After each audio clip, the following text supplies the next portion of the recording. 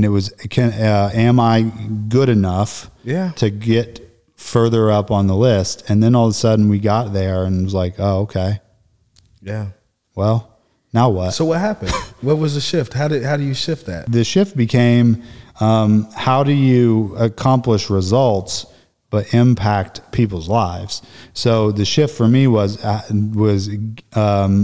being motivated to show up and grow so that I could help other people grow. The dynamic was I no longer had to prove that I was capable of accomplishing that business outcome. It was, am I able to multiply this now? Yeah. That's right. Awesome. Because that's the never-ending zero-sum game. Welcome to the Disruptance Podcast. Here are your hosts, Eric Forney and Michael Bounds.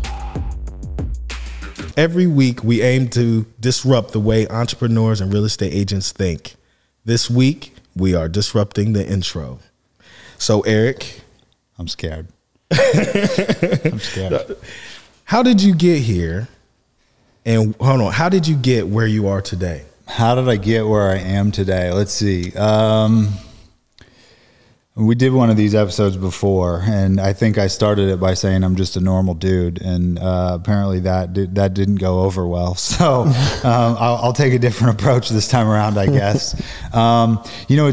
I think I mentioned actually last week in our show, the last time we talked, that every job I've ever had, I've been fired from. And you called it laid off, and I'm calling it fired. I actually wear that badge with pride. I joke that I'm unhirable, or at least unable to work for someone else. And so I guess ever since I was little, it seems like I've always pushed back against tradition, something that's accepted as like common sense. Never made common sense to me, and so that makes me not an amazing employee.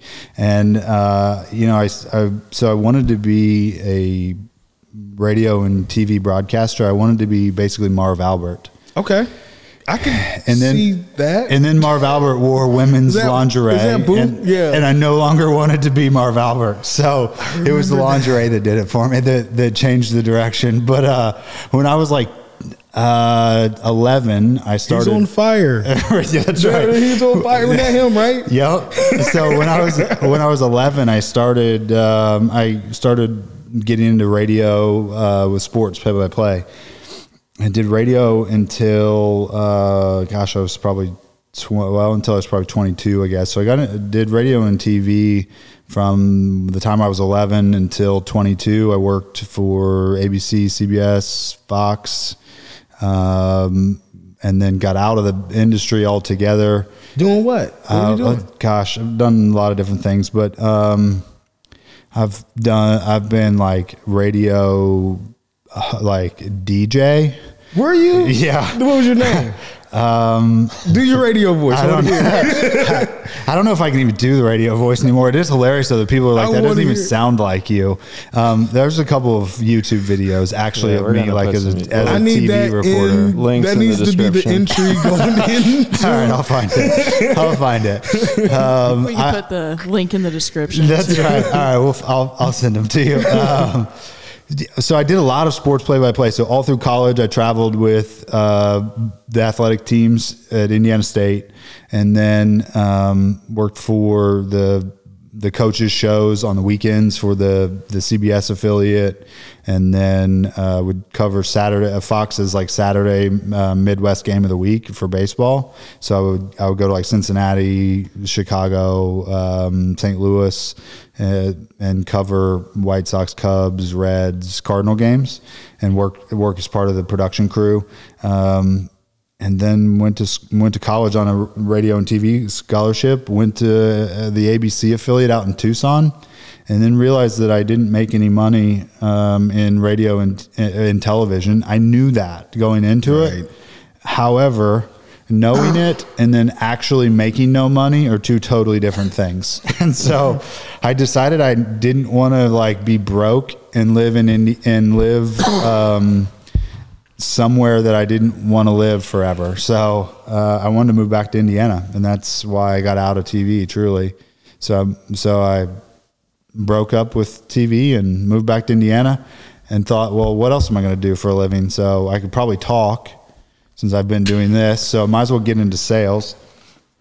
Everyone's always said that I'm full of shit. So sales seems like a great path. Do you miss anything about those days? Not one single bit, other than the fact that I was like 21 living by myself in Arizona. That's probably about the only thing. Sweet. Yeah, part of that sounds pretty cool. I feel like it would probably get kind of repetitive after a while. Did you lose all interest in everything you cover? So like, what sport? I used to love sports, and then when it becomes your job, I no longer liked sports, and I also lost all respect. Not that I had a lot of it, but any respect that I did have for the legitimacy of the news industry, gone. I mean, it was incredibly. I don't want to call it corrupt, but inauthentic, maybe. The stories that we were required to cover as a byproduct of being an ABC affiliate were not at all what we wanted to cover, or what necessarily was really news. It was really a fear-based news narrative. And we hated it. And so I think 35 of us quit, maybe in like a 12-month period, because news was at that point. I remember our news director coming in and saying, we're switching our brand to On Your Side, and we're now going to do stories that appeal to people's fear. And we're going to be their like protector. We as a news entity are the savior of all the terrible, fearful things that happen out there, and we adopted that new model, and it was awful, and it was not reality, right? And so a lot of us left because, in my opinion, news is not remotely accurate or credible a lot of the time. And I saw that firsthand, and so it also was another catalyst to getting out of the business. And I don't know that I've watched much network TV from a news perspective, and gosh, yeah, since then. So, So then after that, what did you? Yeah, I got hired. So I applied to as many sales jobs as I could, and no one hired me, except for H.H. Gregg and Sherwin Williams. And I wasn't sure which one to go with. And so I went to Sherwin Williams. Okay. I knew nothing about paint and nothing about construction. And I'm not sure that I had ever, I definitely had never purchased a gallon of paint before. But I went there, and in fact was there for, I don't know, 7-8 years, I guess. Worked as a store manager and then as a sales rep. What'd you learn from that? Oh my gosh, everything. Yeah, that's what I want to get into. Everything. Like, it truly, one thing about my career is that I've been around really incredibly talented people, and I've always been curious. And so being curious when you're around like world-class talented people is a great skill set or a great trait to have, because you learn as much as humanly possible about whatever they know. Yeah. And I learned a ton about video and production at the time from a like world-class video journalist. He would win multiple awards every year from a quality perspective. So that was one of the main reasons why I went to Tucson for that job. At Sherwin Williams, I had great sales training. Yeah. And then I had an amazing, I guess would be a sales leader or a sales director, a guy named Corey Hill, who is fascinating because he's really the opposite of what you would expect a sales director to be. Okay. I would think that someone would be like outwardly like energetic and charismatic and enroll you in everything. And that is not Corey. He is just like the textbook, like surgical salesperson and leader, and that helped a lot because I applied to be a sales rep 4 times. Well, I applied 4 times. I did not get hired. You think 3. they'll hire you now? I don't know. It's funny. It's funny. I actually talked to him recently for the first time in a long time, but I got passed over for the job three times in a row. And I was one of the top performing salespeople as a store manager, but I didn't get the rep job 3 times in a row before finally getting it the 4th. And I was pissed. I'm like, here are my results, and I'm not able to earn this promotion. But obviously I didn't quit. I kept applying for it. And what I learned was that I didn't show up with the consistency required in order to execute at a high enough level. Right. I was surviving on my skill set, talent, and my natural talent. Yep. And that what I didn't have was the discipline of habits that was going to be required to be effective with Corey. And so, not getting hired multiple times in a row, I realized something was going to change if I was going to accomplish that. So I realized that unfortunately that person that had to change was me.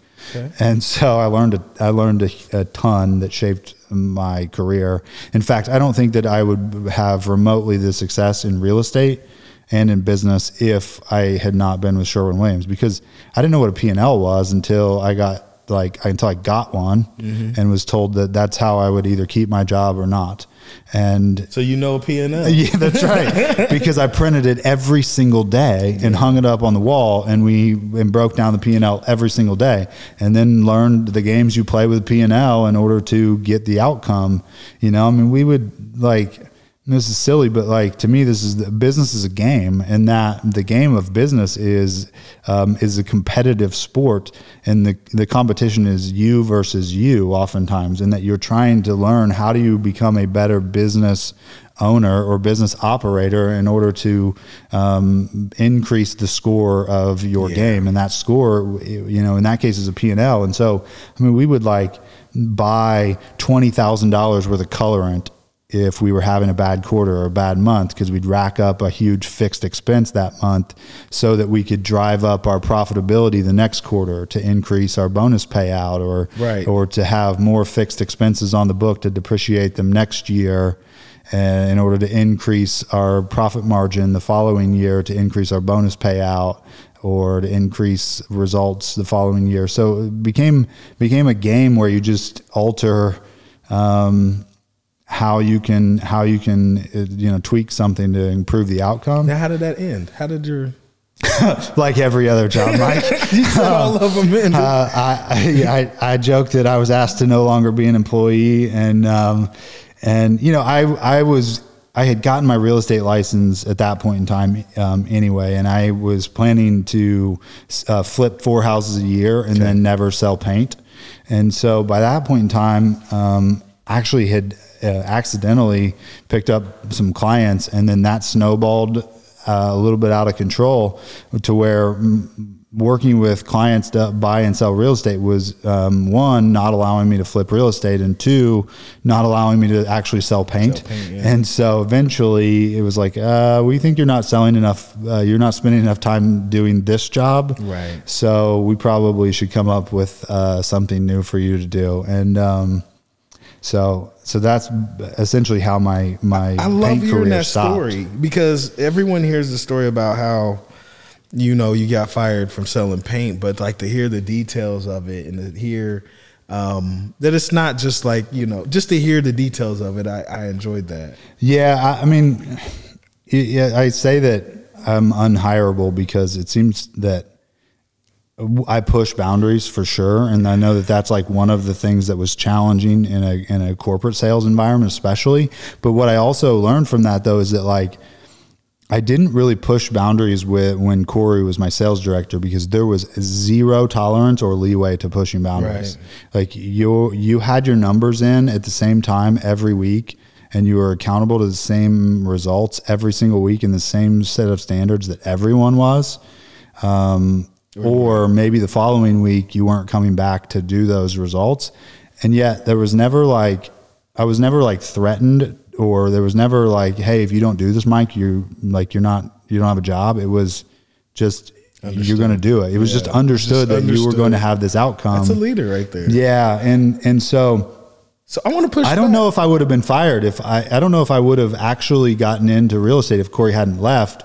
and I had a little more leeway with the next set of leaders that I had. Got it. So I want to push back on this whole you could be an employee for someone else. And I used to say that. I've said that actually 5 months ago. And, and what am I? Yeah. I work for you. So, yeah. So, right. Or work with me. Yeah. So what, but what it's done is what it's done is, I'm a CEO. So it's allowed me to, from a CEO perspective, I now can empathize with you. So it actually has made me a better employee. I think I'm better than I would have been. Yeah. I could see that. I can see that because part of it is you get a different perspective for sure. And then, you know, I'm sure some of it's personality, but what I also realize about myself is that, if I feel as though I'm working for someone and I have a level of respect for them, then I also want to deliver on the outcome that I committed to deliver on. Absolutely. I know that. So that makes a big difference. So where do you see your strengths? That's a good question. I probably should have thought of that ahead of time, considering I asked you these questions, but just an episode before. However, I think one of the things you said was that you're, like an avid learner. I am curious about everything. Yeah. And if anything doesn't add up and make 100% perfect sense to me, I'm curious about knowing the truth. And by that, I mean, like, if it's accepted as common sense, yet doesn't make sense to me, then I'll push it until it makes absolute sense and is indisputable. And because of that, I learn a lot, and it is that through that learning, I think that I'm able to think differently, and then able to act differently, and able to get a different result. So having that like curiosity framework helps a lot, and then I feel like I'm self-reflective, at least now, and that I'm on this quest to always become better. Mm-hmm. And so because of that, I'm trying to always find this, like, seek this truth internally of, like, am I actually living up to my like goal of growing and seeking that betterment of self? And so I'm analyzing, okay, what did I do this week? What did I do today? What did I do last month? Am I actually living with purpose or not? Yeah. And because I'm always auditing whether I'm showing up and living in purpose, that compels me forward. I love that. And I love that you do it, because I feel like it rubs off on other people. I mean, what do you guys think? Well, I was telling somebody yesterday, I was coaching some agents yesterday, and one of the things that I told them was that, like, you have to go on an appointment, and then when you get out of an appointment, you deconstruct everything that you did and said on that appointment. You mentioned in the last episode that when you had someone come into your model at Pulte, that you would try something and then it was like a laboratory. Mm-hmm. I used the example that it was like, you know, Peyton Manning, if they won a playoff game to go to the Super Bowl, he still went back to the facility or the hotel room and broke down game tape. Yeah. And watched the game film. Every single, like, I've been fortunate in that I probably convert 95 to 96, 7, 8% of the listing appointments that I go on. And yet I still analyze every single one of them and break them down as to all the things that I didn't do well. Yeah. And try to, despite the fact that I can get the desired outcome, I'll still analyze what didn't go well and what I need to do differently next time in order to improve on that portion of it. And to me, I think of that as like that self-reflection is my game film. Yeah.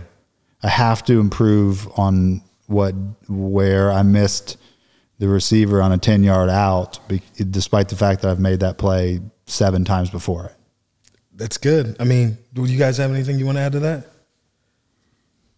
Okay. It's an annoying trait for some people, though. I love it. I mean, when Tyler was working with Eric more full time, obviously he was the one with him, so they were together more often. But yeah. I still remember you guys would have long conversations even back then where he would kind of call you and be like, so how did this go?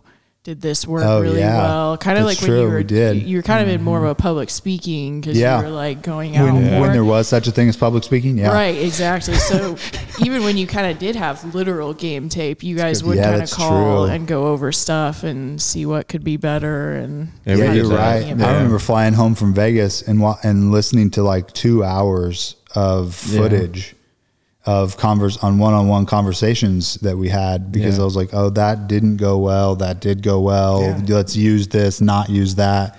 Yeah, you're right. We did do that. Yeah, we would craft like after every speaking event, we would just kind of break down like what worked, what didn't work, but like what made people laugh, what didn't make people laugh. And it was always interesting seeing like, it sometimes felt like we were working out like bits because it was like, because it was getting a story so polished to a point where it's like, if I knew he was about to start talking about X, I knew that the audience was going to start laughing around Y. That's right. Yeah. And so it was, and so that was, and but it always like opened up the audience. And then, so we would always like talk about that stuff on the drives home, or just in a corner of a convention. We would be talking through a lot of that. You know, I'll share a story where I think that came from because I don't know, hopefully it helps someone, but I went to Indiana State on a radio and TV scholarship, and I thought I was a really big deal.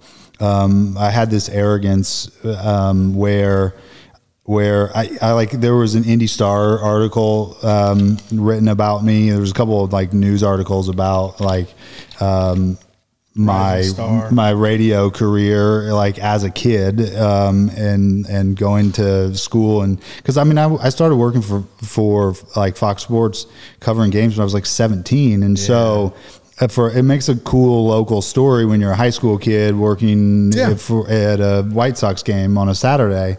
And so, one day I drove at like 5 a.m. to Comiskey Park at the time to cover a White Sox game, and then drove back to cover a state championship the same day. So it was like morning White Sox game, 6 p.m. state championship. And so here I am, like, I think I'm a big deal. I've got a scholarship. I've got a couple articles written about me, and I get to Indiana State and they're like, yep, normally we would delay people going on air, but like, you're going to go ahead and go get a green light to start, before I had even started college. And so I'm covering like, big head. Yeah, right. I'm like, I've been on campus like 2 days, and I'm getting ready to go cover this game. So I think I'm a big deal. And the guy who's doing the game with me is a guy named Ben Wagner, and Ben's like, okay, I'll do play-by-play, you handle color, and I'm like, okay, whatever. Like, we'll, a couple weeks later, we'll flip this around because I'll be better than him, and then you'll take the 2 role, right? And so that's my thought process going in. And Ben beat my ass, like just straight up was better than me. Good. All day, every single day, like absolutely better than me every single day for the day I met him till today. And, it's fascinating because Ben is now the play-by-play guy for the Toronto Blue Jays. Wow. And so, to talk about how much better than me he was, here's a guy who's literally top 30 in the world at what he does when you think about the fact that he's a Major League Baseball broadcaster. Yeah, there's only so many of those. Right. And so, it was incredibly humbling. I don't know if I realized it at the time, but what was even more humbling for me was that his work ethic absolutely destroyed me. Yeah. It was so much better than mine. And because every single time we got done, he would listen to game tape. And then it got to be the habit that I would listen to his game tape and then he would listen to mine, and we would critique each other. And we traveled, for the next few years listening to each other and to tape, and his was always so much better than mine. And he would poke holes in yours. Oh yeah. And then, we would do games together, and he was so much better than me. And yet, so we went to New Orleans for the baseball winter meetings, and every single job he applied to, he got an offer to. And I got like two minor league baseball offers for like summer ball, right? Which is still a good offer. However, like I'm getting like summer league games, for like $500 a week or something, and he literally got a single A job before he graduated college. And so I realized that when we were doing games, if I didn't prepare more effectively, I was going to sound really terrible. Yeah. And I was going to totally let him down. Yeah. And it makes screw his career up. Yeah. So I had to learn how to prepare by breaking down tape and getting better every week, or I was going to make him look awful and myself. That is great, because I know I have to do a better job. I have to prepare for this. So I get it. So I get it. So think back 5 years ago. Or hold on. There was a time you messed up and you felt like a failure. I know we talked a little bit about that, but do you have another instance, or do you want to expound upon that? How did you bounce back? Failure, man.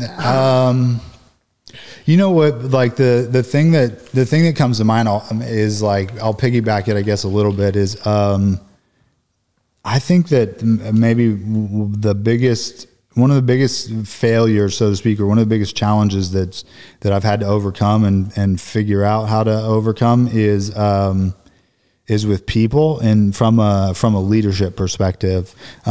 We've had great results.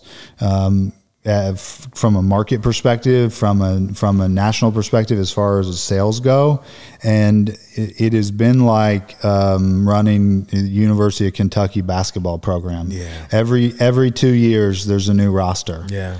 And if you could be more like if I could be more like Coach K, right, and get 3 to 4 years. You mean at Louisville? Who's that dude? One and done? Yeah, every year? Yeah, that's Coach Calipari. Yeah, are you Coach Calipari? Is that what you're saying? Yeah, that's what I'm saying. Is like we get really amazing. We get great results from our people, and we develop people to way above average outcomes.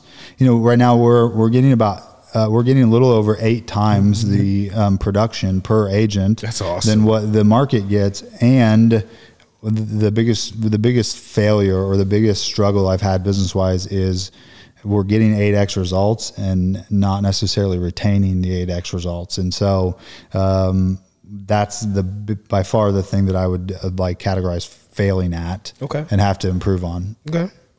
Think back 5 years ago. This is a lot of work.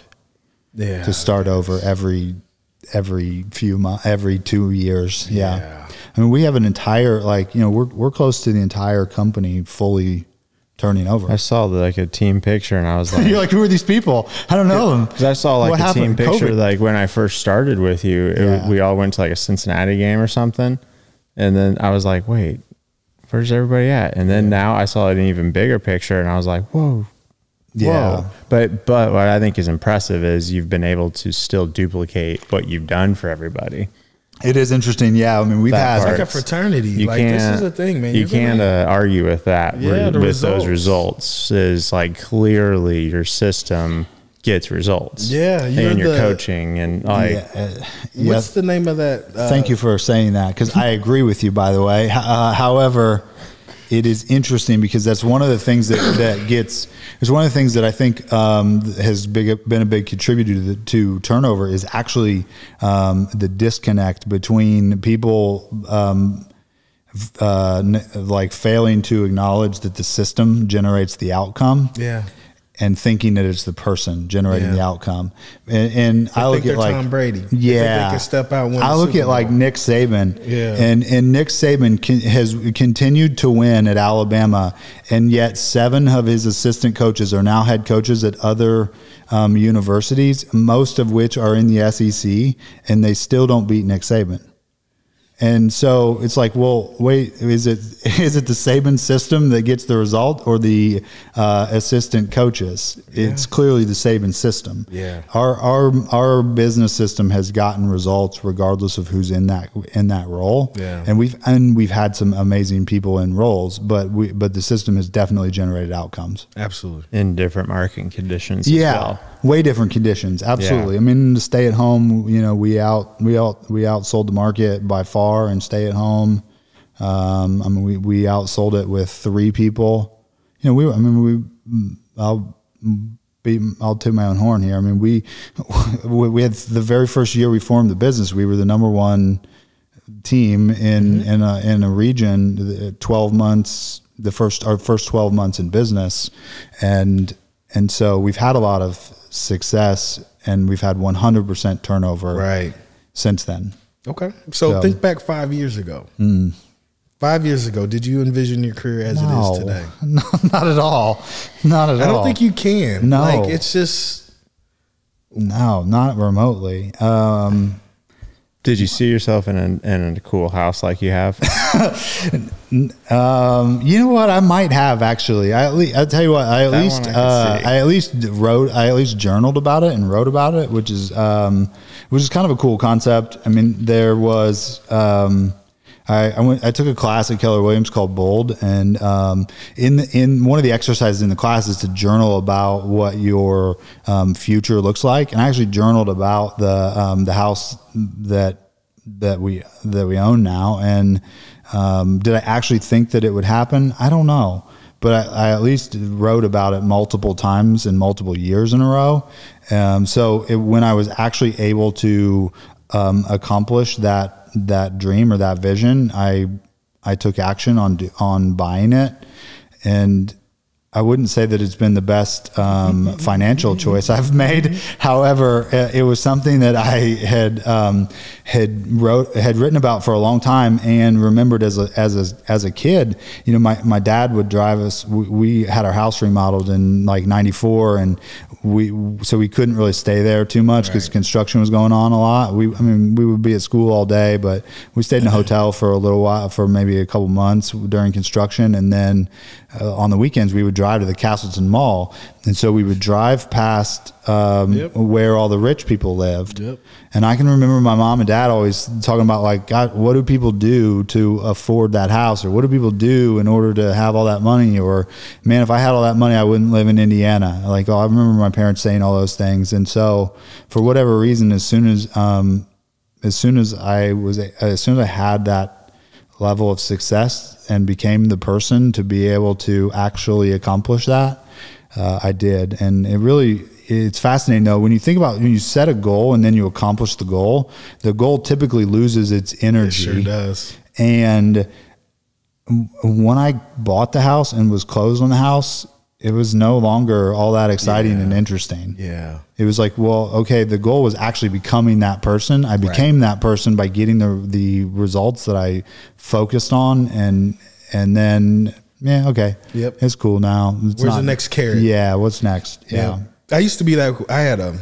I used to sell cars. We talked about that. And I used to have a Dodge Viper in my office. Okay. On my wall. And I always wanted. Oh yeah. And you had a Viper too, didn't you? 2 Vipers. Okay. And that was one of those things, like, you never would ever imagine ever owning a Viper. And I did. So I totally get that. Yeah. I get it. So, okay. Which leadership, we talked about this a little bit.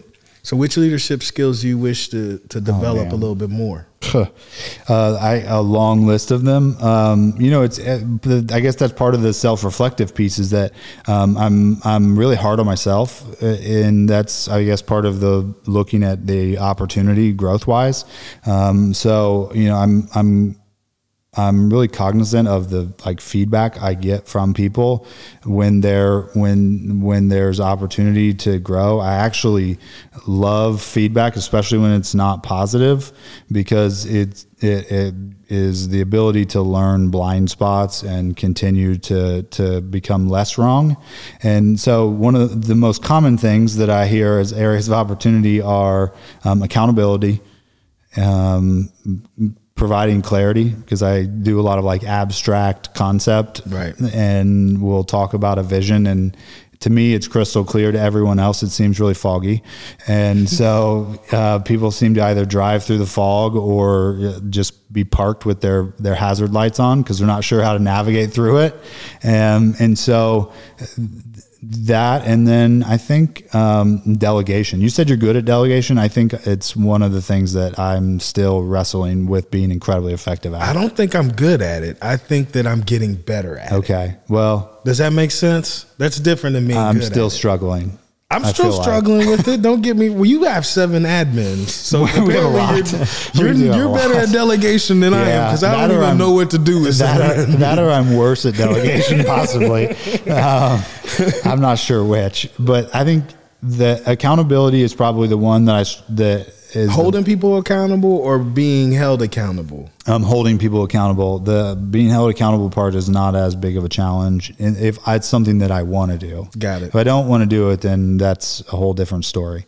But I think holding people accountable is hard for me because if I said that this is the goal, do we need to go back and discuss it again, or like the goal still stays the same? So just go accomplish the goal. So then you don't want to even communicate it because you're like, yo, nothing's changed. Nothing changed. That's right. So like we are still going to the top of the mountain. We don't need to talk about where we're going again. Yeah.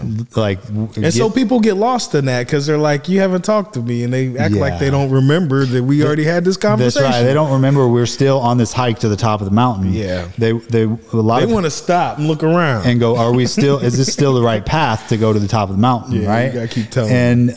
And so that's one of the challenges that I've had is to get better at that. One of the things that I do from an accountability perspective though, is ask a lot of questions, because my goal is to help someone self-discover why or how they want to accomplish the goal or the objective. And that works with some people. And it doesn't work with everyone, I've learned, though. Some people need to be told what to do.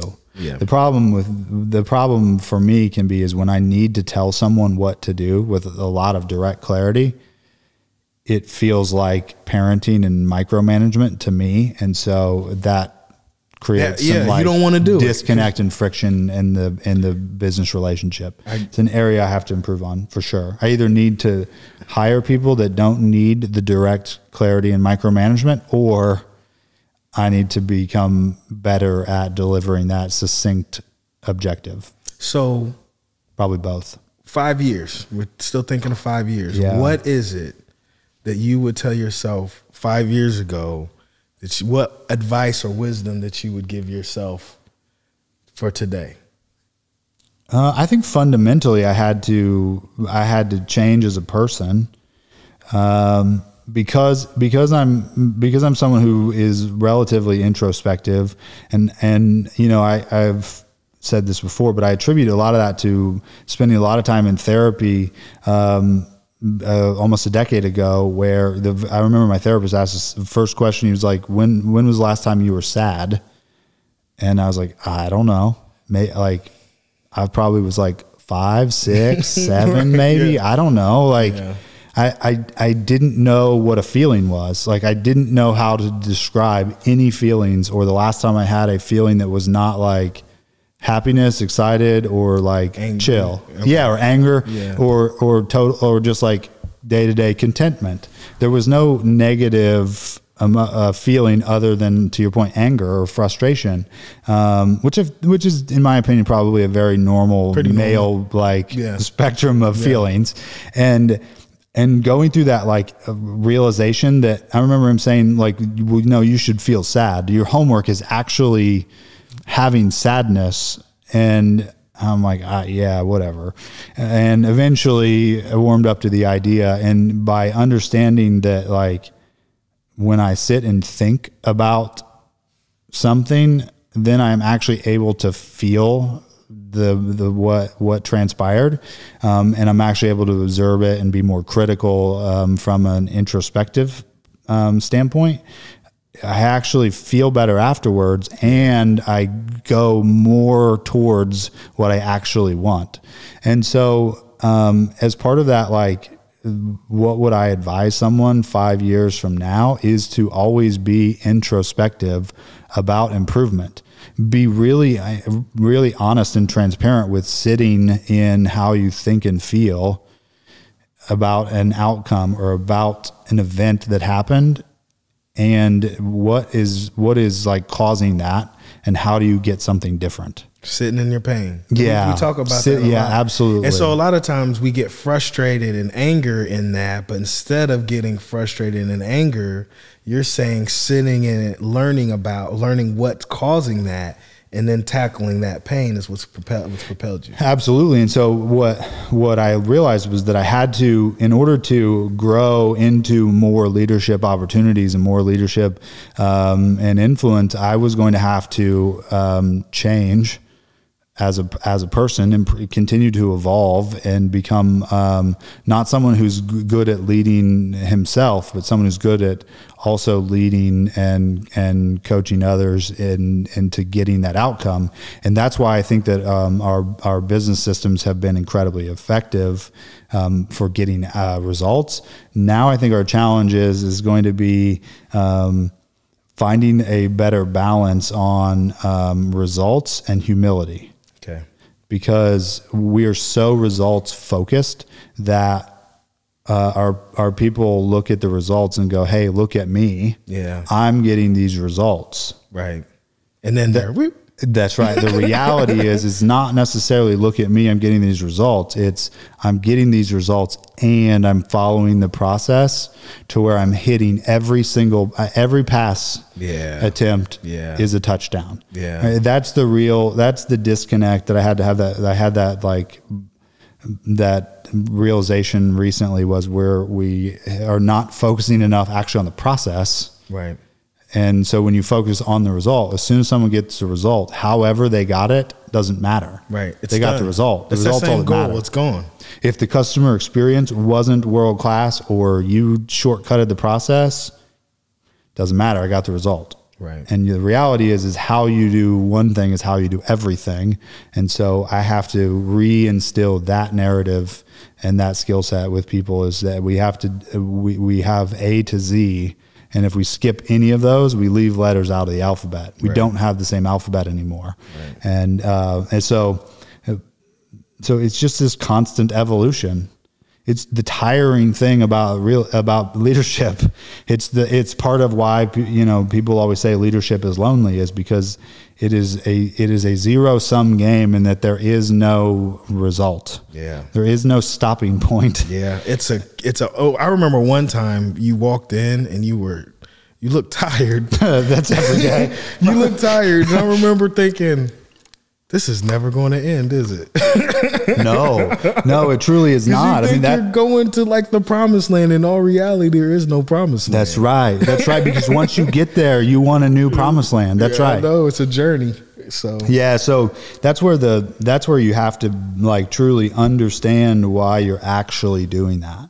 Yeah. Like, what are you doing it to solve an internal pain, or are you doing it to prove yourself, your worth, your identity?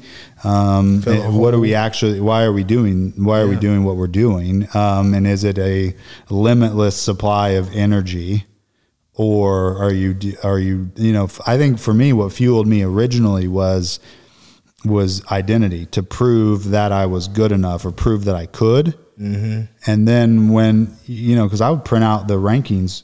When I was in my sales job before at Sherwin Williams, I printed the rankings every single day. Where am I compared to everyone else? And then I printed the rankings within my board. I mean, I remember being like 500 to 1,000 in the rankings, and I would print it every single week and hang it on my wall. I've said before, I printed every magazine cover for the Real Producers magazine here in Indy, and was pissed off because I wasn't on the cover of it. And so I hung it up in my office, every single one of them, and then the rankings every week. And it was, am I good enough to get further up on the list? And then all of a sudden we got there and it was like, oh, okay. Yeah. Well, now what? So what happened? What was the shift? How do you shift that? Well, so that's a limited supply of energy, in the sense that, like, once you become number one, what do you do next? Yeah, that's right? What do you do? So, the shift became, how do you accomplish results but impact people's lives? So the shift for me was being motivated to show up and grow so that I could help other people grow. Got it. That the dynamic was, I no longer had to prove that I was capable of accomplishing that business outcome. It was, am I able to multiply this now? Yeah. That's right. Awesome. Because that's the never ending zero sum game. It just doesn't stop. So that becomes, as long as that's actually truly a motivation, then it's easy to get up and go do it again tomorrow.